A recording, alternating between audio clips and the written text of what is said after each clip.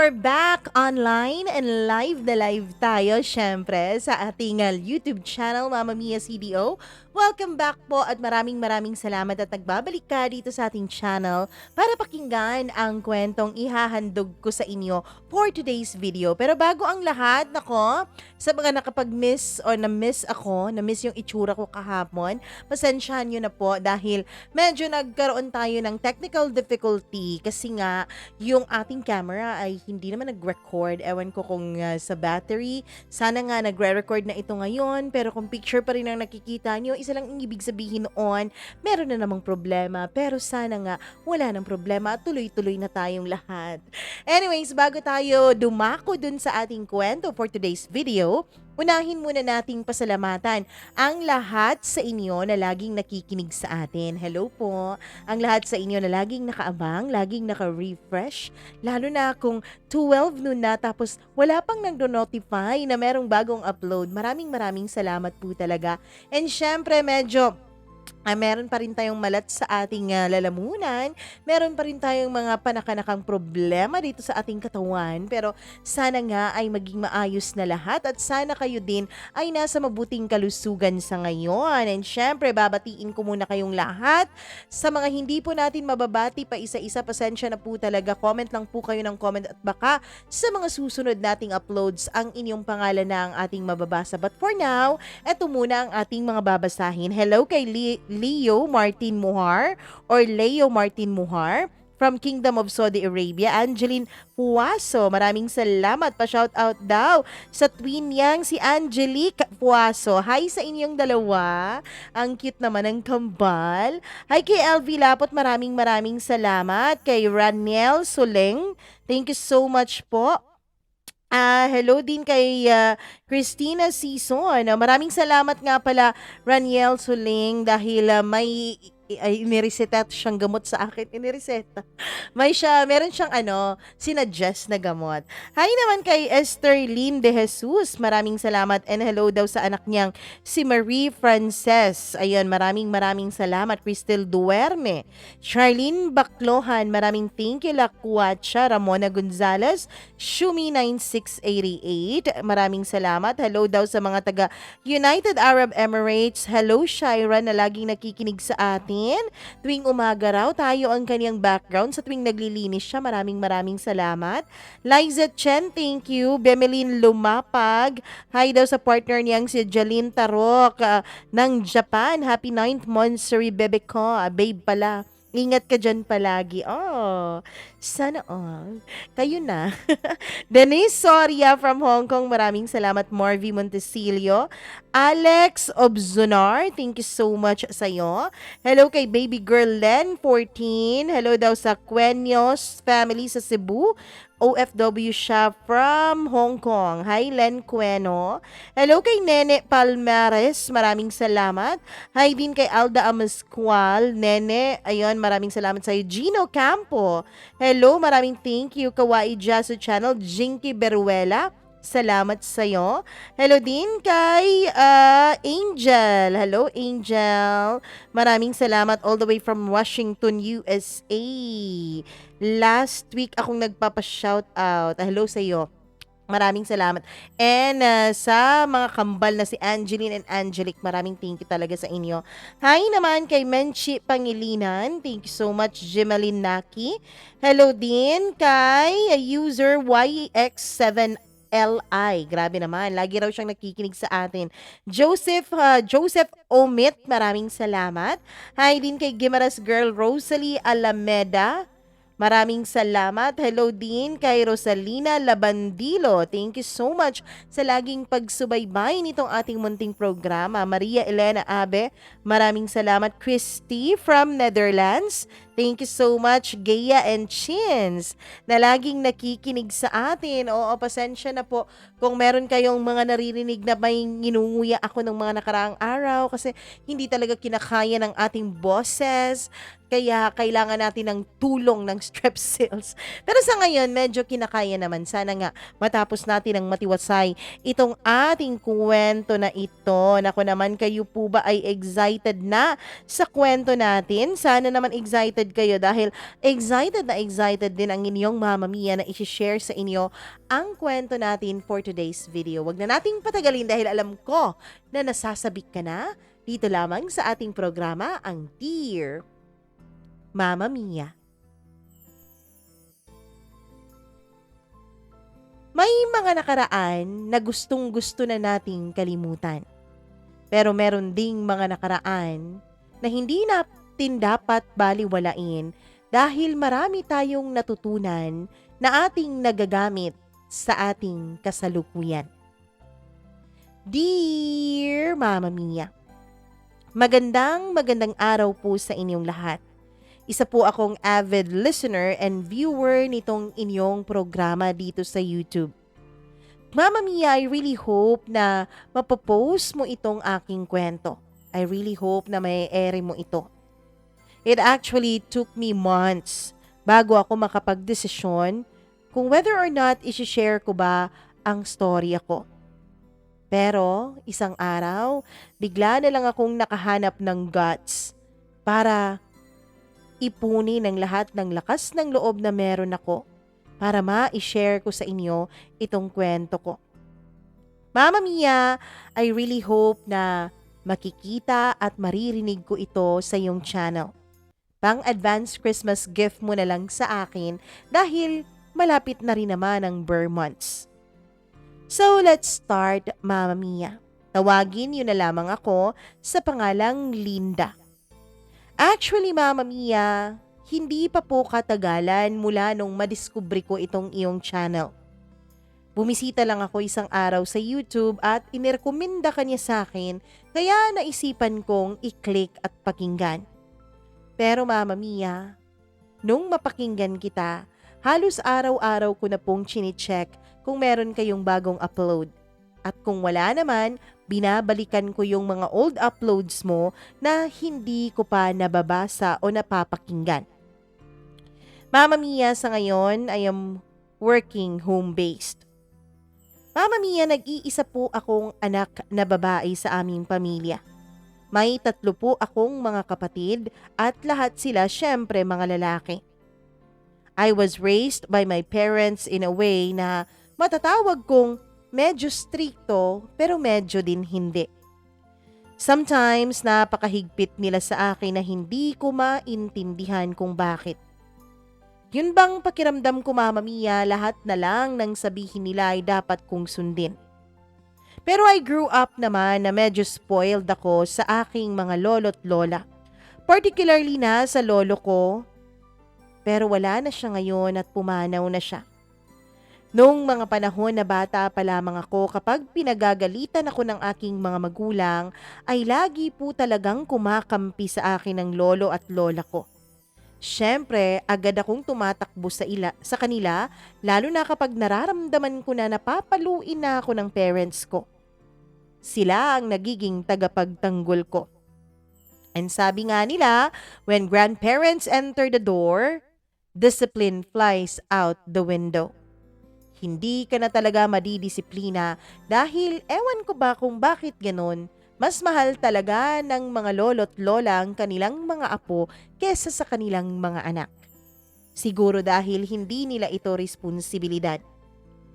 When I was in grade 4, Mama Mia, which I cannot and will never forget, nagdesisyon po ang mga magulang ko na kumuha ng isang working student para may magtrabaho sa amin. Hindi naman po kami mayaman na mayaman, pero medyo may kaya lang sa buhay. Medyo okay po ang estado namin sa aming pamilya. Pulis po ang papa ko, samantalang guro naman sa pampublikong paaralan ng mama ko. Actually, medyo na-excite ako sa idea na merong mag-working student sa amin. Not because may tutulong na sa mga chores, but because, Mama Mia, naiisip ko na baka meron na rin akong makakahanap na aking kalaro. Kasi that time ay wala pa po akong mga kapatid. Oo, Mama Mia, I was the eldest of the family. Hindi din ako madaling nasundan, kaya naman siguro na spoiled talaga ako ng mga lolo't lola ko kasi wala silang ibang apo nung kapanahunan ko, nung kabataan ko. Ako lamang. So I had this brilliant idea, Mama Mia. I begged my mom nga sana yung akin na lang na close friend ang kukunin nilang working student sa amin. Tawagin na lang natin siya sa pangalang Alice. As in, Mama Mia. I was hoping talaga na nung mga panahon na yon ay si Alice ang kukunin ng mama ko bilang working student namin. Kasi sinabi ko na sa kanya ang lahat, Mama Mia. Sinabi ko sa kanya na gustong gusto ko na meron akong makalaro. Na meron akong kaibigan na lagi kong makakasama kahit sa loob na lang ng aming bahay. Pero Mama Mia, akala ko talaga ay pipiliin na ni Alice si Mama kasi hindi naman siya humindi nung pinakiusapan ko siya. So I really thought na si Alice na. Until isang araw, dumating ako galing sa school, sa bahay namin.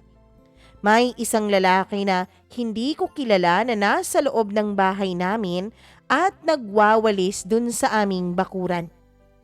I ran as fast as I could. Pinuntahan ko agad si Mama and angrily, Mama Mia, tinanong ko siya kung bakit hindi si Alice ang pinili niya. Ma, bakit yan naman ang kinuha mo? Bakit siya? I could still remember na galit na galit talaga ako nung mga panahon na yon.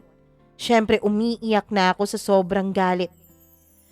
Kasi nga Mama Mia, nasasanay po talaga ako na lagi akong pinagbibigyan. Nasasanay ako na lahat ng gusto ko ay tinutupad ng mga tao sa paligid ko. Kaya I was really frustrated nung panahon na yon kasi pakiramdam ko ay hindi sinunod ng mama ko ang pakiusap ko sa kanya. Pakiramdam ko ay sinadya niya talaga yon para magalit ako. At ayoko talaga na hindi ko nakukuha ang gusto ko. By the way, Mama Mia, itong lalaking to, tawagin na lang natin siya sa pangalang Kyle. Kyle and Alice are actually siblings, Mama Mia. And that's what made me frustrated that time. Bakit hindi si Alice? Bakit yung kapatid niya? Si Alice naman ang kasundo ko. Si Alice ang gusto ko. Madedescribe ko si Kyle sa inyo bilang isang lampa, payat, mabaho, at syempre, ayoko sa itsura niya. Ewan ko ba Mama Mia, pakiramdam ko lahat na yata ng pangit na tingin ko sa isang bata ay sa kanya ko na nakikita. At pakiramdam ko ay kontrabida po siya sa buhay ko. Lalong-lalo na nung bigla-bigla na lang siyang dumating sa bahay namin nang wala man lang pasabi sa akin. Walang nagsabi sa akin kahit isa sa mga magulang ko na siya pala ang pipiliin ng mga ito. Kung kapatid lang naman ng talaga ni Alice ang pipiliin nila, bakit hindi na lang si Alice? Lungkot na lungkot talaga ako nung mga panahon na yun. Hindi ko pinapansin si Kyle, as in Mama Mia. Kung hindi ko man siya papansinin, ay titignan ko siya ng masama. Yun ba talagang galit na galit ang mga tingin ko sa kanya? Yun bang parang kakain na ako ng taong buhay sa sobrang galit ko? Siguro kung nakakamatay lang ang titig, ay matagal nang pinaglamayan itong si Kyle sa lagi kong pagtingin ng matulis at masama sa kanya. Until Mama Mia, nakita ko siyang nanonood ng TV. Siyempre, that time Mama Mia, tapos na yata niya ang lahat ng mga gawain niya sa bahay. Kahit na sa tingin ko ay malinis na ang bahay namin, ay hindi pa rin ako nakapagpigil at inaway ko si Kyle. Hoy, Dong! Dodong po kasi ang kanyang palayaw. Dodong ang tawag sa kanya ng lahat ng tao sa paligid namin, kaya yun na rin ang tinawag ko sa kanya. Para kang senyorito dyan ah. Ang dami-dami pang gawain tapos ikaw dyan, paupo-upo lamang, panood-nood ng TV? Ano ka rito? Senyorito? Pagkatapos kong sabihin yun sa kanya ay tumayo siya Mama Mia pinatay ang TV at walang sali-salita siyang umalis sa harapan ng TV. Mabuti na lang talaga at wala ang mama ko nung time na yon at hindi niya narinig ang sinabi ko kay Kyle. Hindi niya narinig ang pagsimangot ko nito at syempre ang panlalait ko na rin sa kanya. Pihadong mapapaluhod ako sa asin kapag narinig yon ng mama ko. Everything was not okay for me simula nung dumating sa buhay at sa bahay namin si Kyle. Mama Mia, yung mga magulang ko ay lagi na lang akong ikinukumpara sa kanya. Which, nung medyo lumaki-laki na ako, ay naintindihan ko rin naman. At hindi ko rin naman sila masisisi kung bakit nila ginagawa sa akin yon kasi lahat naman ng mga sinasabi nila ay totoo. Totoong malayong malayo kami ni Kyle sa isa't isa. Totoong responsable siya. Totoong mahilig at magaling siya sa mga gawaing bahay, hindi katulad ko na spoiled brat daw, sabi ng mga magulang ko. Nung nag-high school na ako, Mama Mia, I think I was in second year high school that time, and si Kyle po ay nasa first year college na. Nag-aaral pa rin siya, scholar siya at syempre, working student pa rin siya namin. Pinagalitan ako noon ng sobra-sobra ng mga magulang ko. Ewan ko ba sa'yo, Linda? Bakit ka ganyan? Wala ka na ngang ibang ginagawa dito sa bahay. Hindi ka na nga tumutulong dito sa mga chores. Tapos, itong grades mo, ganito lang. Ang baba. Bakit ganito ka? Bakit di mo gayahin si Kyle? Galit na galit ang magulang ko noon. Pagkatapos magsalita ni Mama ay sumabad naman si Papa. Kaya pala siguro lagi ka na lang nakakulong dyan sa kwarto mo kasi text ka lang ng text. Akin na nga yung cellphone mo. Hindi na babagay sa'yo ang bigyan ng cellphone. Hindi ka nakakapag-concentrate sa trabaho. Yun na nga lang ang trabaho mo, ang mag-aral eh. Wala ka nang nagagawang trabahong matino dito sa bahay. Tingnan mo si Kyle. Halos lahat ng trabaho dito sa bahay, siya ang gumagawa. Pero honor student pa rin. Tapos hindi ka ba makakarinig sa kanya ng kung ano-anong mga salita? Alam mo, sa inyong dalawa, mukhang mas lalaki ka pang kumilos kay Kyle eh. Mukhang mas bulakbol ka pa. Ewan ko na lang talaga sa'yo. Wala ka talagang modong bata ka. Ewan ko ba, bakit hindi mo na-appreciate lahat ng mga ginawa namin o ginagawa namin para sa'yo? Napaka-ungrateful mong bata, sabi ng mama ko. Mama Mia, ang totoo niyan, sa bawat pagkakataon na napapagalitan ako ng mga magulang ko at naikukumpara ako kay Kyle, kahit na wala naman siyang kasalanan, ay nagagalit po ako sa kanya ng palihim. Pakiramdam ko sa kanya ay bida-bida siya. Lagi niyang pinapakita sa mga magulang ko na ang galing-galing niya. At kapag nakikita ng mga ito ang galing niya, ay mas napapansin naman ng mga ito ang mga pagkakamali ko. Grabe talaga ang bunganga ng mga magulang ko. Grabing mga sermon ang natanggap ko mula sa kanila. Pero, ako ba magpapatalo? Hindi never akong magpapatalo. Sabi ko nga sa inyo, may pagka-spoiled brat ako. Kaya pinanindigan ko, Mama Mia. Alam niyo ba kung anong ginawa ko? Sa galit ko, Mama Mia, dahil sobrang inggit na ako kay Kyle, dahil kulang na lang sabihin sa akin ng harapan ng mga magulang ko na sana si Kyle na lang ang naging anak nila at hindi ako. Kaya ang ginawa ko, pumasok ako sa loob ng kwarto niya.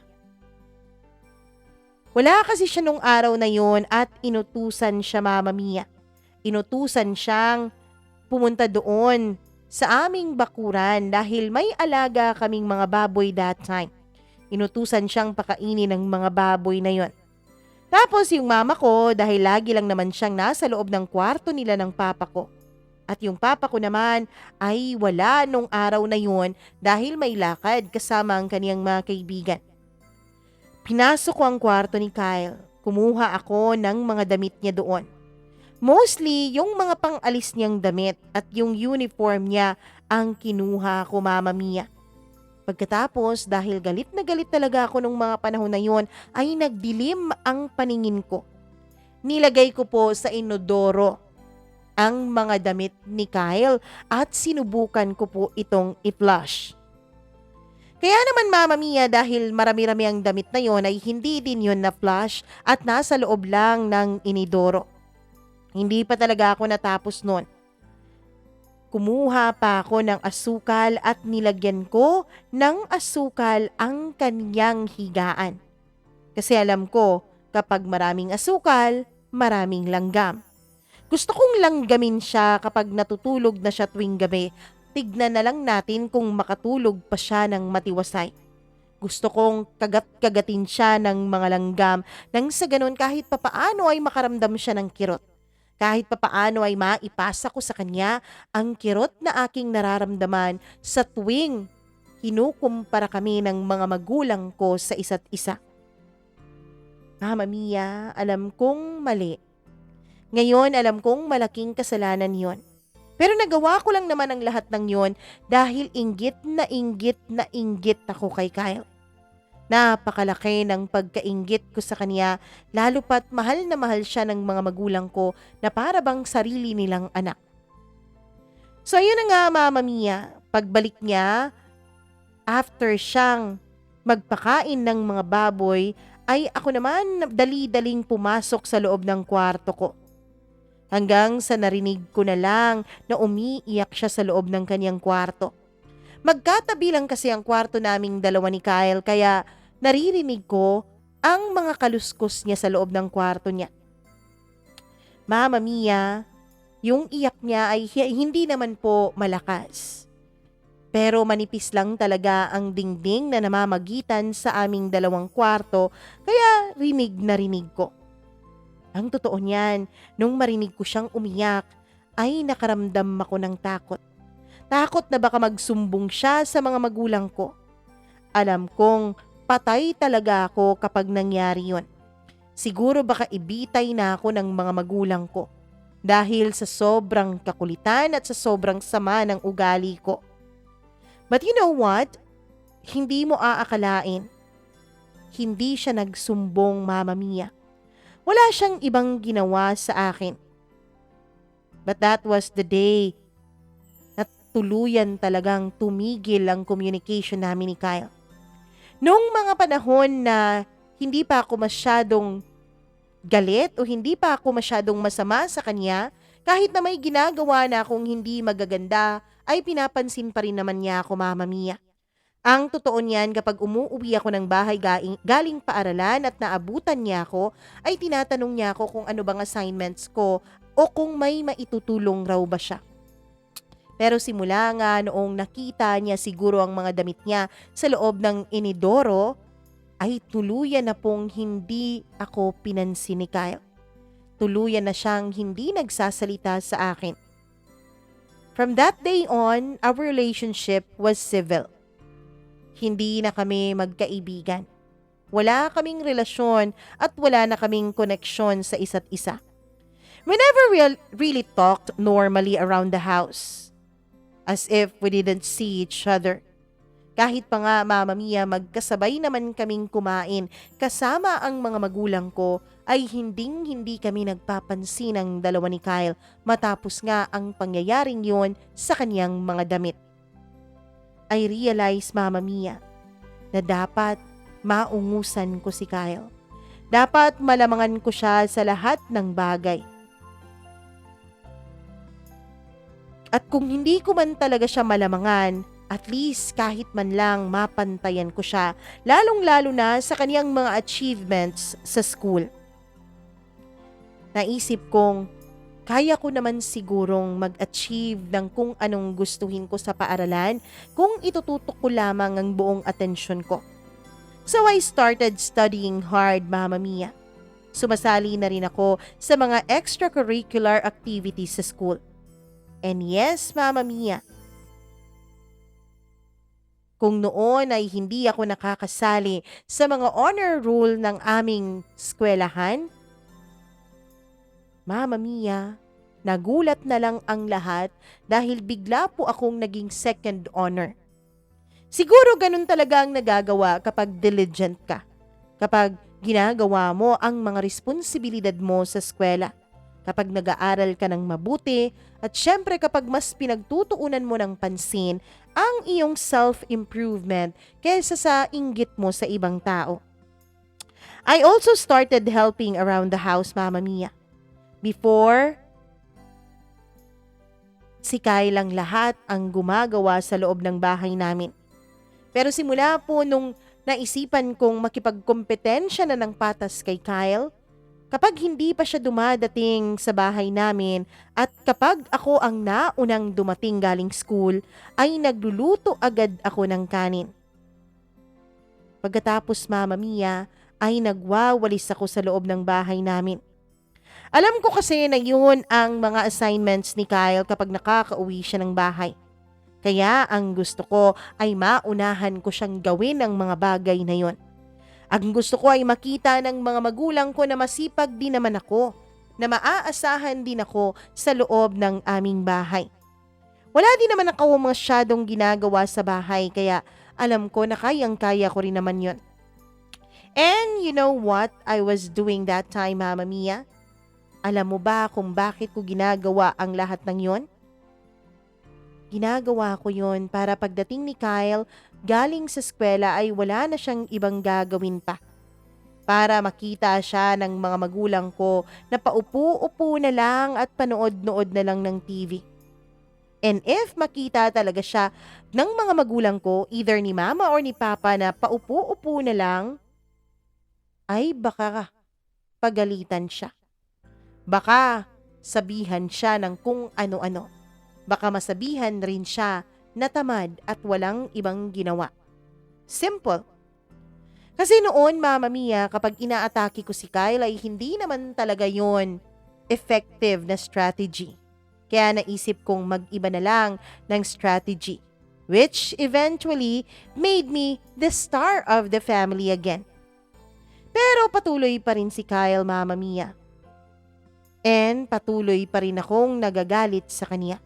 Patuloy pa rin akong naiinis sa kanya. Until dumating ang panahon na nag-college na rin ako. Mamma Mia, sa isang magandang eskwelahan po ako pinag-aral ng mga magulang ko. Pero magkaiba kami ng paaralan ni Kyle. At least hindi ko na siya masyadong makikita. At last, hindi ko na siya makikita dahil medyo malayo yung paaralan na pinag-aralan ko sa amin. Kaya naman nag-boarding house ako, Mamma Mia. Pero umuuwi rin naman ako sa amin mga once a week dahil yun ang gusto ng mga magulang ko. At kapag umuuwi ako, Mamma Mia, siya lagi ang inuutusan ng mga magulang ko na siya dapat ang sumalubong sa akin. Siya dapat ang sumundo sa akin sa pier. Pero kahit na magkalayo na kaming dalawa, it did not change anything between us. We still hate each other. Hindi pa rin namin gusto at hindi pa rin namin tanggap ang isa't isa. Siya, kapag nagdadrive siya ng motor niya, Mamma Mia, ay parang wala ng bukas. Para siyang laging galit. Para ba siyang gusto nang mamatay? Parang gusto na niyang tapusin ang buhay niya sa sobrang bilis niyang magpatakbo. Pero okay lang, Mamma Mia. Kasi ako naman ay hindi din naman nagpapatinag. I was born a fighter. Kaya ang totoo ay humahawak lamang ako ng mahigpit sa likuran ng inuupuan ko. Mamma Mia, yun po ang hinahawakan ko at never po talaga akong humawak sa bewang ni Kyle. Nakakagalit kaya? Siyempre ayokong isipin niya na takot akong mahulog sa motor kaya kapit na kapit ako sa kanya. Kahit na medyo natatakot din naman talaga ako dahil sa bilis niyang magpatakbo, ay sa likod talaga ako humahawak at hindi sa kanya. Over my dead, sexy and beautiful body. Ayoko talaga. And so, Mamma Mia, it went on like that for a year siguro. Until narinig ko na lamang na nakagraduate na ng college itong si Kyle. Pinauwi talaga ako ng mama ko kasi nga graduation daw ni Kyle at dapat kumpleto daw kaming pamilya. Like what? Kasali talaga siya sa pamilya namin? Ewan ko pero ako lang siguro talaga ang hindi nag-iisip na kasali nga sa pamilya namin itong si Kyle. At proud na proud pa talaga at abot tenga pa ang ngiti ng mama ko habang kinukwento niya sa akin na Kyle graduated with flying colors. Cum laude raw siya, Mama Mia. Kaya naman nadagdagan din ang stress ko. Nadagdagan din ang pressure ko. Pero bahala siya. Well, good job naman talaga sa kanya. Napakagaling niya eh. Na-maintain niya ang grades niya at cum laude pa nga nung graduate. Pero kasi nga, Mama Mia, bida-bida naman talaga ako. Sabi ko sa isip ko, dapat lang no? Dapat talaga na cum laude siya. Kasi working student siya tapos scholar siya. Dapat talaga na cum laude siya at gawin niya ang lahat dahil ang mga katulad niya ay hindi naman agad-agad makakahanap ng trabaho lalo pat wala siyang magiging koneksyon. Kaya kailangan niya ng magandang grades para pambawi man lang sa koneksyon na kailanman ay hindi siya magkakaroon. Pero ang totoo niyan, kahit na nilalait-lait ko si Kyle sa isip ko, alam ko naman, Mama Mia, alam ko naman na inggit pa rin talaga ako sa kanya. Ayoko ngang umuwi nung kaniyang graduation pero pinilit talaga ako ng mga magulang ko lalo na ng mama ko. Kaya wala ding nagawa ang lola niyo. Kasi tinakot ako ng mga magulang ko na 1 month daw akong hindi pa dadalhan ng allowance kung magmamatigas ako. Wala din naman daw akong pasok sa mga panahon na yon, kaya bakit hindi pa ako a-attend ng graduation ni Kyle? So wala akong nagawa kundi ang umuwi sa amin. Tapos pagdating ko doon, syempre, civil lang ulit kami ni Kyle sa isa't isa. Alam mo ba, Mama Mia, para talaga siyang anak kung ituring ng mga magulang ko. Pinaghanda pa talaga siya ng mga ito. May lechon pa at ang dami-daming mga masasarap na pagkain at may mga cakes pa saying congratulations, Kyle. Tapos, inutusan din siya ng mga magulang ko na imbitahin ang kanyang buong pamilya and syempre kasali na rin ang kanyang mga kaibigan. Mama Mia, nakita ko pong masayang-masaya si Kyle sa araw na yon. Ewan ko ba? Kahit na naiinggit ako sa kanya ay may saya din naman akong naramdaman nung nakita ko ang pinakamatamis na ngiti sa mga labi ni Kyle sa loob ng ilang taon na magkasama kami sa iisang bubong. Para kaming magkaibigan nung araw na yon, lalo na nung makangiti pa siyang tumingin sa akin. Hoy, congratulations dong, sabi ko.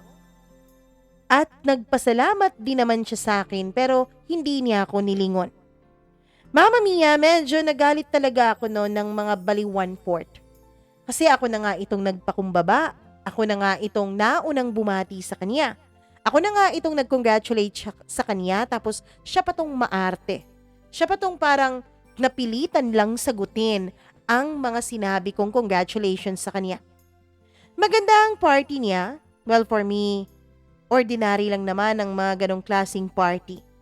Kasi, 'di ba, yung mga palitsyon, yung mga handaan, yung may inuman tsaka kantahan, normal lang naman yun na nangyayari. Hindi katulad ko, Mama Mia, na magaling talagang mag-organize ng party. At that night, habang pinapanood ko si Kyle kasama ang mga kaibigan niyang masayang nagkakantahan, naisip kong pag ako ang graduate, bongga talaga ang parting gusto ko. Yung may catering talaga. Yung may DJ pa. Yung may magagandang ilaw pa at hindi ganito na parang may birthday lang. And then, Mama Mia, I heard na nagpaplano pala itong si Kyle na dun sa syudad mag-a-apply ng trabaho. Magtatrabaho na raw siya while magre-review siya para sa kanyang board exam. Siya nga pala, Mama Mia, education po ang kinuhang kurso ni Kyle. At the back of my mind ay parang gustong-gusto ko siyang pigilan. Gustong-gusto ko siyang pigilan na pumunta sa syudad. That time, I really didn't understand kung bakit ganun ang nararamdaman ko. Hindi ko alam kung bakit ayoko siyang mapalayo sa bahay namin. Kung bakit isipin ko pa lamang na wala siya sa bahay kapag uuwi ako dahil nagtatrabaho na siya sa syudad, ay parang hindi ko na gusto ang isiping yon. But I never had a chance na makipag-usap sa kanya tungkol sa mga plano niyang yon.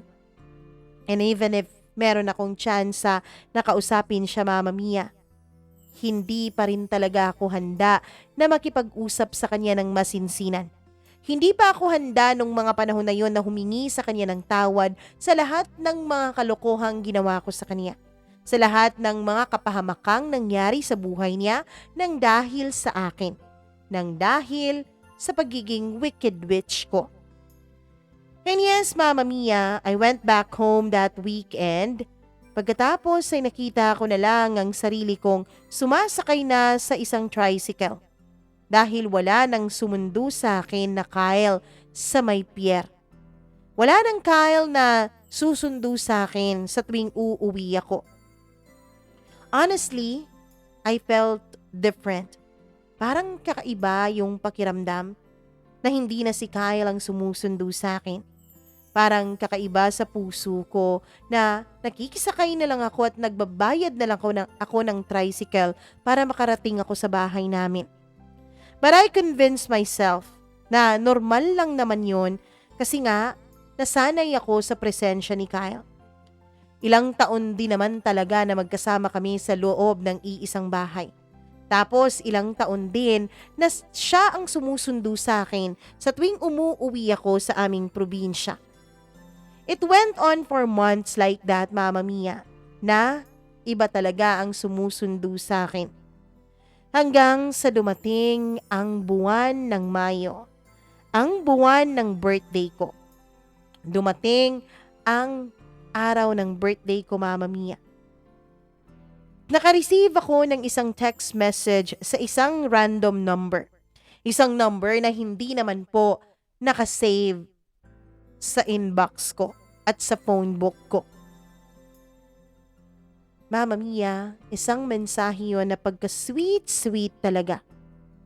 Today was the day that a baby girl was born. A beautiful baby girl. She now lives for 18 years. At nagpapasalamat ako sa Diyos dahil pinanganak siya. Dahil pinanganak ka. Ikaw ang nagbigay ng mga matitinding pagsubok sa buhay ko. Ikaw ang nagbigay ng mga bagyo sa mga araw ko. Which most of the time, nagsastruggle talaga ako. And yet, ikaw din ang nagbigay ng mga magagandang kulay sa aking buhay. Ikaw din ang dahilan kung bakit nakikita ko ang kagandahan sa aking paligid. You somehow rocked my world and I wanna thank you for that. Because if it wasn't for you, alam kong mananatili pa rin akong naive and vulnerable sa buhay. Continue to bring a ray of sunshine in your family and friends.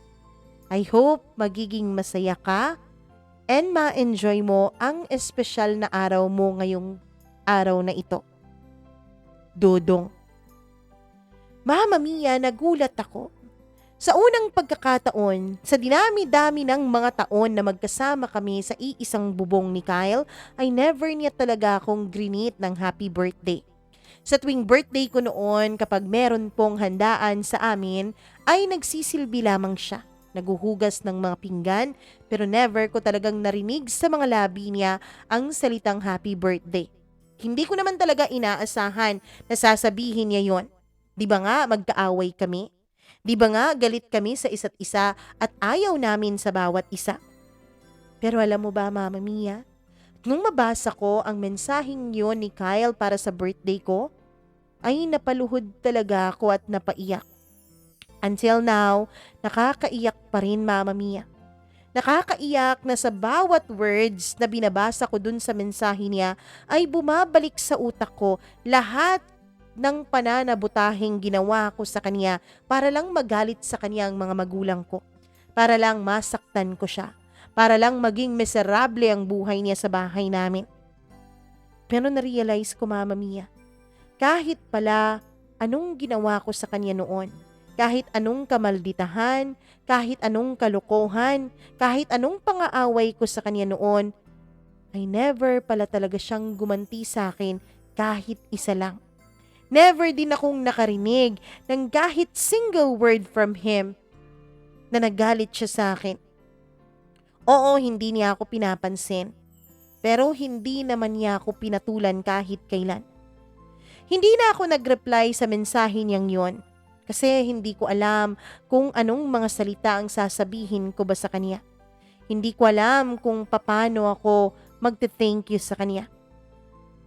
Pagkapahiya and syempre guilt, Mama Mia, ang lumukob sa buong pagkatao ko matapos kong basahin ang mensaheng yun na mula sa kanya para sa birthday ko. Halos buong araw akong umiyak noon, Mama Mia. Birthday na birthday ko pero umiiyak ako dahil lang sa single message na yon mula kay Kyle. Naisip ko maybe that was his revenge for me. Maybe that was his plan. To make me feel guilty sa aking espesyal na araw. Para maging guilty ako at para hindi ako maging masaya sa araw na yon. Pero na-realize ko, deserve ko namang malungkot. Deserve ko namang umiyak.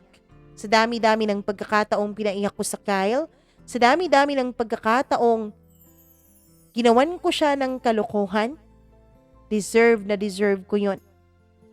He never texted me after that. And the last time that I saw him, Mama Mia, was his graduation party pa dun sa bahay namin. Mama Mia, ang totoo niyan, hindi ko lubos akalain na mamamiss ko pala si Kyle.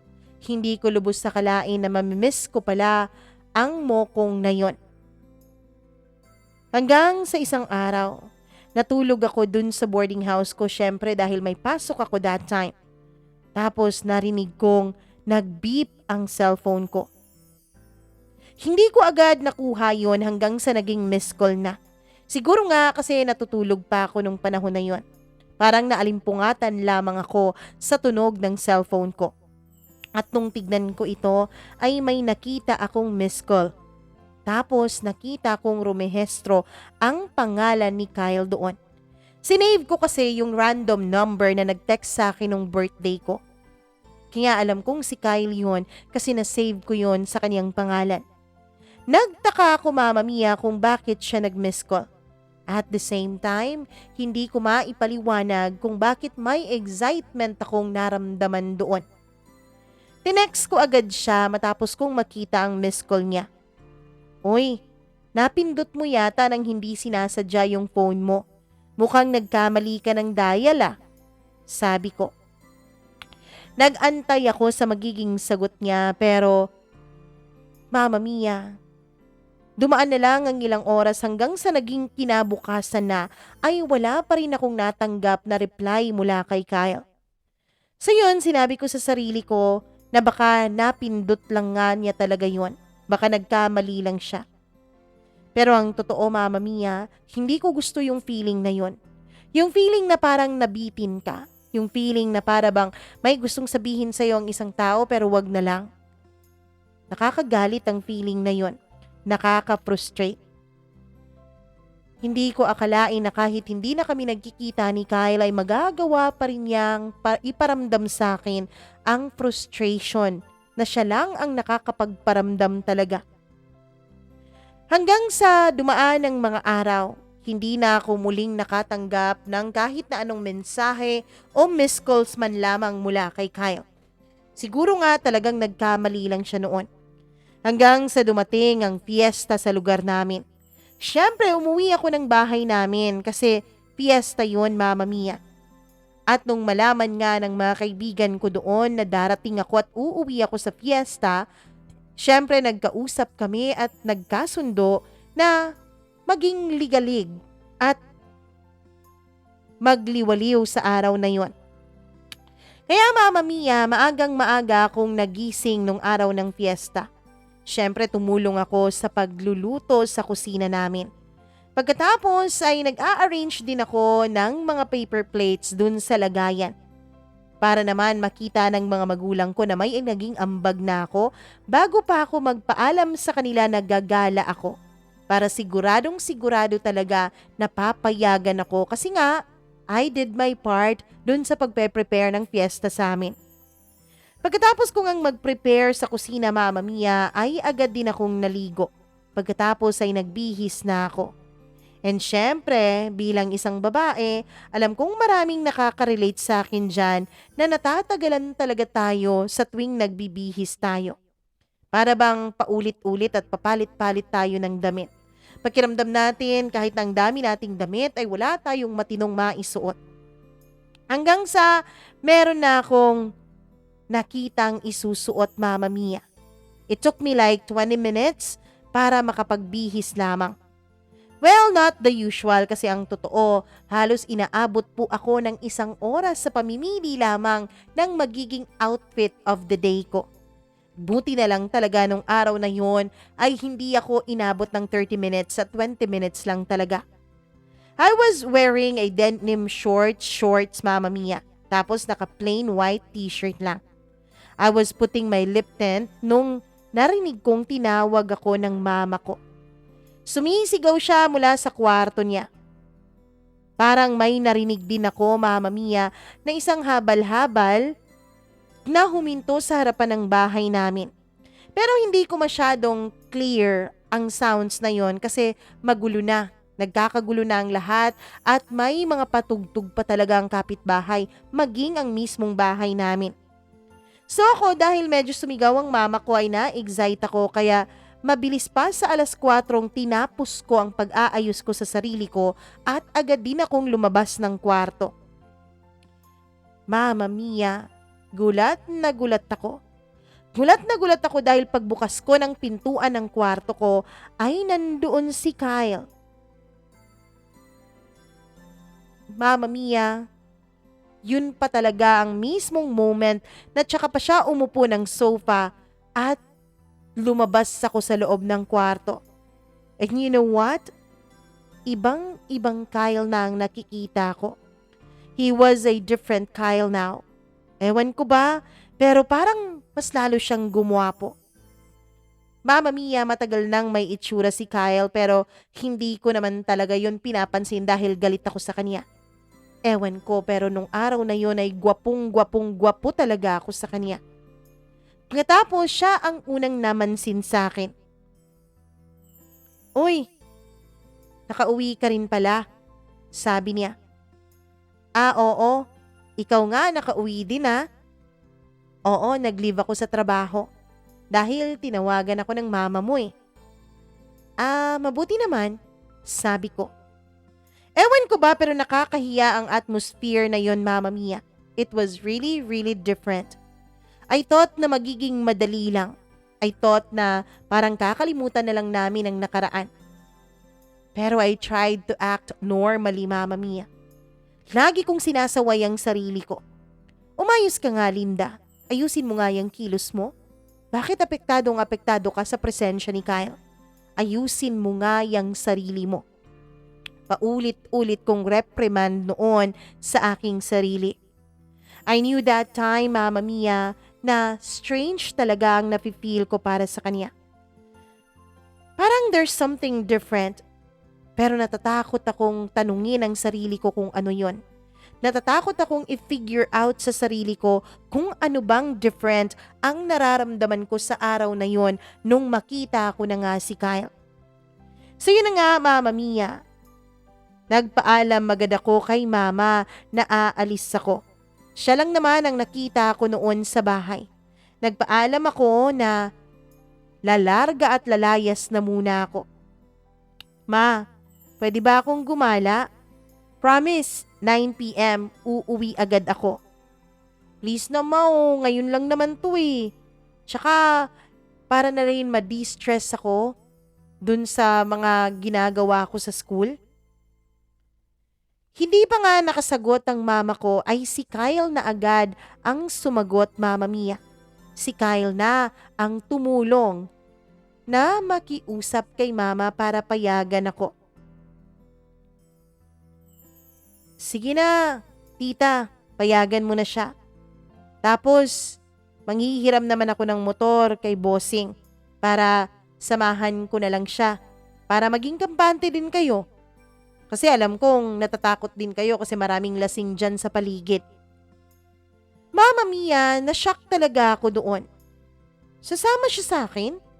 Bakit sasama siya sa gala ko? Hindi naman niya mga kaibigan ang kaibigan ko. Sure, kasama din dun sa mga kaibigan ko ang kapatid niyang si Alice. Pero di ba dapat mag-enjoy siya? Di ba dapat mga kaibigan niya ang sasamahan niya? Pero to be honest, Mama Mia, aside from feeling shocked, it felt good. Parang kinilig ako na hindi ko malaman kung bakit. At ang totoo niyan, hindi naman pumalag ang mama ko. Botong-boto pa nga siya sa ideyang naisip ni Kyle. Buti pa nga, Kyle. Buti pang samahan mo itong si Linda at baka kung mapano pa. Tignan mo nga yung suot ng babaeng yan, ang sexy-sexy. Kaya samahan mo na lang. Uy Linda, baka pwede ka namang magpalit doon, sabi ni mama. Ayos lang yan, tita. Ganon naman talaga ang mga pormahan ng mga kabataan ngayon na katulad ni Linda. Hindi ko alam pero mas lalo akong kinilig dahil napaka-open-minded niya. Hindi katulad ng iba na kesyo stricto pa sa mga sinusuot ng mga babae. Mama Mia, while nakaangkas ako sa motor na pinagmamaneho ni Kyle, ay tahimik lang kaming dalawa. Hanggang sa napansin ko na lang na hindi doon sa bahay ng kabarkada ko ang tinatahak naming daan, kundi sa kabilang daan kami, Mama Mia. Dinala niya ako sa may tabing dagat. At ang nakikita ko lamang doon ay mga pares-pares na para bang nagdi-date. I was left with no words, Mama Mia. Hindi ko alam kung bakit kami nandoon. Hanggang sa bigla na lang siyang tumigil. Pagkatapos sabi niya, baba na raw ako dahil mag-uusap lamang kaming dalawa. Mag-uusap tayo? May mga kakilala tayong nandyan, no? May mga kakilala tayong makakakita sa ating dalawa. Halika na, sabi niya. Pagkaupo namin sa isang bench, Mama Mia, ay naging tahimik ulit kaming dalawa. Pinagmamasdan lang namin ang matiwasay na dagat, ang alon na unti-unting humahampas sa may dalampasigan. Siguro mga more than 10 minutes kami noon na tahimik lamang. Hanggang sa bigla siyang nagsalita. I miss you. Hindi ako makasagot. Ilang sandali pa ay inulit niya ang 3 salitang yon. Mama Mia, pakiramdam ko nung mga panahon na yon ay lumulutang ako. I was just 18 that time. And that feeling was so new to me. Oo, Mama Mia, medyo ngarag at may pagkamalandi ako pero never po akong nagka-boyfriend pa. Dahil alam ko noong mga panahon na yon na posibleng may mangyaring masama sa akin kapag pumasok ako sa pakikipagrelasyon.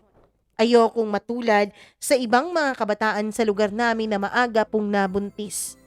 At isa pa, dun sa mga nagtatangkang manligaw sa akin noon ay wala naman po talaga akong nagustuhan sa kanila. Kaya rin siguro naging madali sa akin na mambasted at naging madali sa akin ang panatilihin na single pa rin ako hanggang sa pagkakataon na yon. Hindi ko alam kung ano ang sasabihin o ano ang isasagot ko sa sinabi ni Kyle na I miss you. Hanggang sa bigla na lang akong napaiyak. As in, literally napaiyak, Mama Mia. Nabigla si Kyle. Nilingon niya ako at tinitigan niya ako. Hindi niya ako hinawakan, hindi rin niya pinahid ang mga luha ko. Hinayaan lamang niya ako, Mama Mia, nga gumawa noon at wala na akong naging pakialam pa sa ibang mga tao. Wala na akong naging pakialam pa hanggang sa mapansin ko na lang na may iba nang pinagtitinginan ako. Kaya naisip kong I have to compose myself. Pagkatapos ay pinahid ko ang mga luha ko. Tinitigan ko siya. And then I said, sorry. Sorry, Kyle. Sorry talaga. As in, sorry talaga sa lahat ng mga ginawa ko sa iyo noon. Patawarin mo sana ako. Naging spoiled brat ako. Nasaktan kita. Pinahirapan kita. Siguro sa mga taon na nagsistay ka noon sa bahay namin ay hirap na hirap kang makisama sa akin. Patawarin mo ko. Mama Mia, sa pagkakataon na yun ay bigla akong niyakap ni Kyle. Pagkatapos ay hinalika ng buhok ko. Ayos na yon. Okay na yon. Actually, that started all between us. Pagkatapos ng mga pangyayaring yun ay niligawan na ako ni Kyle. And after a few months ay naging kaming dalawa. Ewan ko ba, Mama Mia, sa dinami-dami ng mga kalokohang ginawa ko sa kanya, sa dinami-dami ng pagkakataon na sinaktan ko siya, at sa laki ng galit ko sa kanya noon at sa laki ng inggit ko sa kanya at galit din niya sa akin, hindi ko akalain na darating kami sa puntong ito. He forgave me, Mama Mia. Hindi ko talaga alam kung bakit si Kyle pa talaga ang nagustuhan ko, gayong hindi naman talaga siyang type ko. Ang totoo niyan, we got married 4 years ago, Mama Mia. I was 26 nung nagpakasal kaming dalawa. At siya naman nung mga panahon na yon ay magti-30 na. Hindi ko ini-encourage ang mga tao na sundan ang yapak ko, lalo na sa mga kababaihan. Hindi ko sinasabing tama ang ginawa kong pagpapahirap kay Kyle. Pero laking pasasalamat ko na lang talaga at hindi niya ako kinamuhian. Laking pasasalamat ko na lang talaga at pareho pala talaga kami ng nararamdaman sa isa't isa.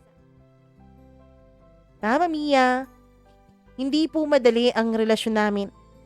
Nung una ay tumutol po ang mga magulang ko. Kasi nga pakiramdam nila ay anak na nila si Kyle. Kaya ayaw sana nila na magkaroon kami ng relasyon. Pero pinaglaban namin ni Kyle ang isa't isa. Pinatunayan namin hindi lang sa mga magulang ko kundi maging sa ibang tao na mahal namin ang isa't isa. At handa kaming panindigan yon hanggang sa pumayag na rin ang lahat na magpakasal na kaming dalawa. My Kyle is a very thoughtful and loving husband. Hanggang ngayon ay wala pa rin kaming anak dalawa, Mama Mia. Meron kaming mga fur babies, 4 na mga aso ang mga anak-anakan namin ngayon. Pero kahit na wala pa kaming anak, kahit na hindi pa masasabing buo ang pamilya namin sa mga mata ng iba, pakiramdam namin ay perpekto ang pamilya namin ni Kyle. Buo kami bilang isang pamilya, magkaroon man kami ng anak o hindi. He spoils me very, very much. And he always reminds me, Mama Mia, every day na deserve kong mahalin kahit ang dami ko pang ginawang kalokohan nung aming kabataan. Hindi naman ibig sabihin na parurusahan niya ako dahil doon. Mama Mia, sana may natutunan po ang inyong mga tagapakinig sa naging kwento naming dalawa ni Kyle. Ako natutunan ko, Mama Mia. Natutunan ko ang isang katotohanan na dati ko pa lamang palang dine-deny. Na-realize ko na ang rason pala kung bakit galit na galit ako sa kanya kahit wala siyang ginawa sa aking masama ay dahil secretly sinisik ko pala ang kanyang attention. Subconsciously, minamahal ko na pala si Kyle kahit nung mga bata pa lamang kami. Hinihingi ko na pala ang atensyon at pagmamahal niya noon. At syempre, Mama Mia, isa din sa mga natutunan ko na importante po sa atin ang ating nakaraan. Kung hindi dahil sa ating mga pinagdaanan at nakaraan ay hindi tayo ganitong mga tao ngayon. Pero hindi din ibig sabihin na magpapatali tayo habang buhay sa mga maling ating nagawa nung ating nakaraan. Meron tayong pagkakataon na matuto at magbago. Pagkakataon na piliin ang bawat ngayon at maging masaya at huwag hayaang sirain ang saya sa kasalukuyan ng ating mga nakaraan. Maraming salamat po, Mama Mia. Kung isa man po itong sulat ko na mapipili niyong i-ere sa inyong programa. Kahit napakaaga pa po ay tatanawin ko po itong early Christmas gift ninyo para sa akin. By the way po, more power po sa inyong program at more power pa po sa inyong channel. Sana mas lalo kayong magtagal. Sana din marami pang ma-inspire na mag-share ng kani-kanilang kwento ng buhay. At sana din, Mama Mia, ay dumami pa po ang inyong mga tagahanga at taga-suporta. Lubos na gumagalang at maraming pagmamahal na nararamdaman, Linda.